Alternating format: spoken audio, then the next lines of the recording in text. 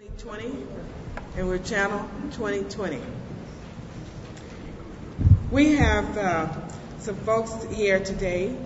The future is now.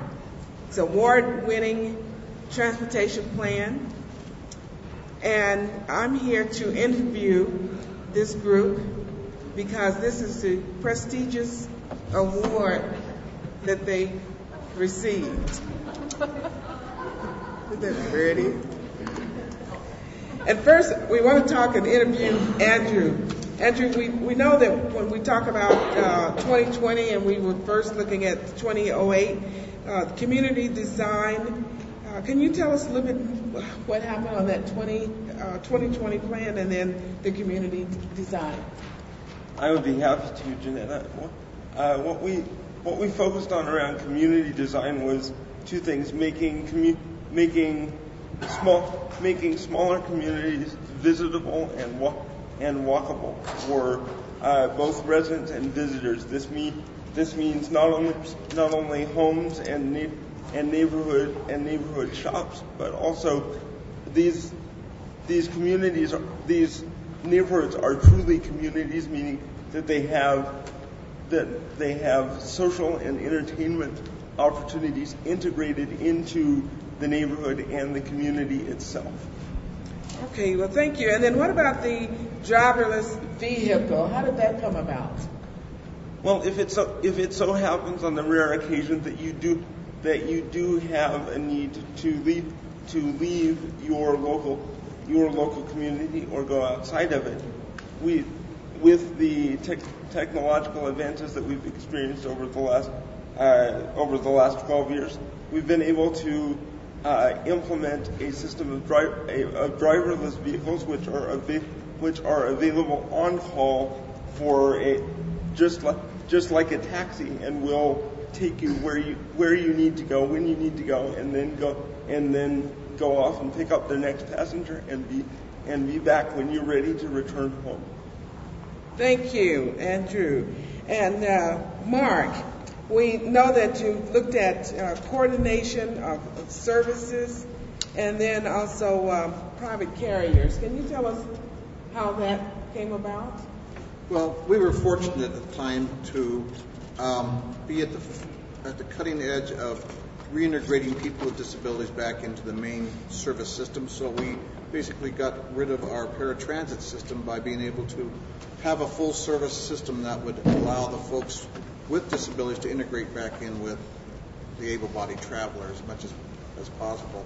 And we were able to bring that about by instituting a traffic czar, and that would be basically somebody at the state level that would integrate all the systems from all the statewide services that would allow a person with disability to go from one end of the state, whether it's rural or urban community, to the other side of the state and connect with all the major transit systems in between.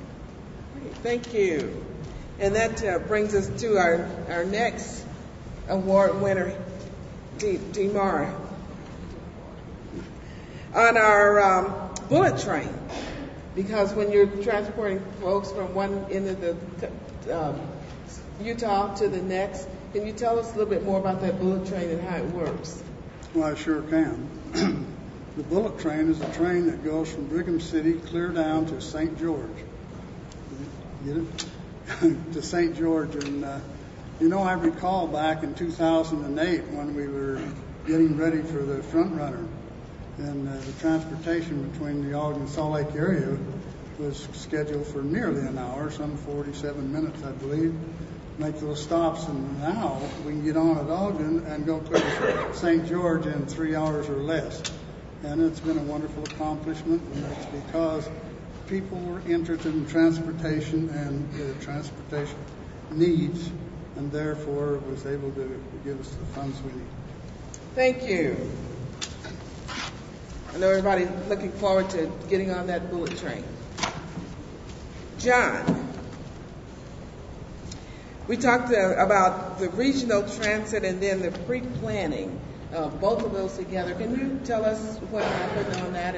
Now we're in the year 2020. How did you get to that? Well, first of all, I'd like to say it wasn't my fault, and I've been through rehab. So, it may be 2020, but some things don't change. Okay. We have been so successful with the basic model. People fantasize Utah, since like 1995, 1999. Utah light rail, no way, Jose, are people ever going to give up the horse out west? And wow, was Utah ever a model of light rail success? And what is the spirit behind it? Major taxpayer injection, because they believe in it. From global warming to transportation benefits for all, we have now been able to set up transportation centers. There's many UTAs in all the rural cities of Utah, and this thing has just gone wild, and people have jumped on board with right-of-way easements and so forth because transportation works. Thank you.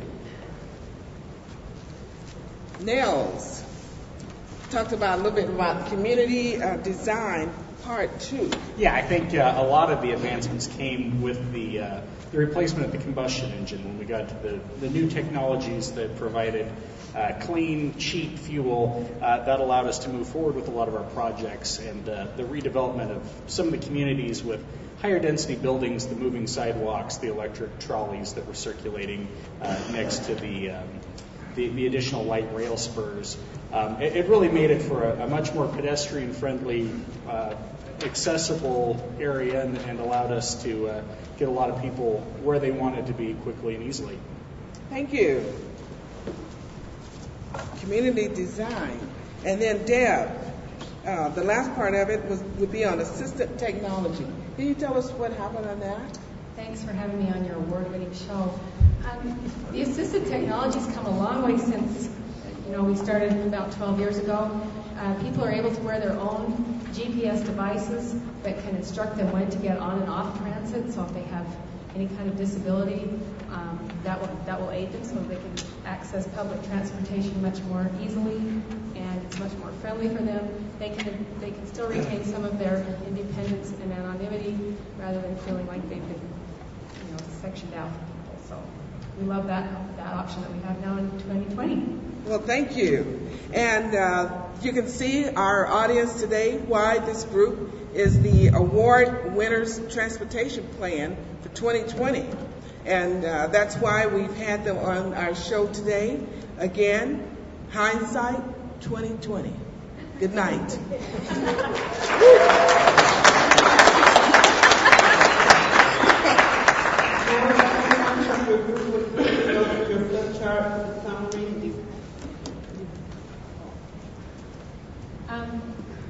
We talked about the programs that we thought should be in place. Public transportation is free, it's fully accessible, it's convenient and reliable. We talked about having some automatic driverless vehicles and that could be called in, rented, like taxis when they are needed. We talked about communities that are visitable with social and employment options in them. We talked about a bullet train going from Brigham City to St. George, and then future planning would come into play for connections to east and west. There's a regional transit authority in rural areas, and there's pre-planning of needs to plan for right-of-ways and land that's needed.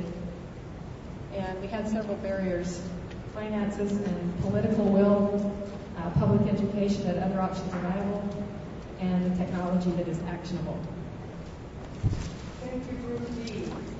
Please take a minute. Oh, give them a hand.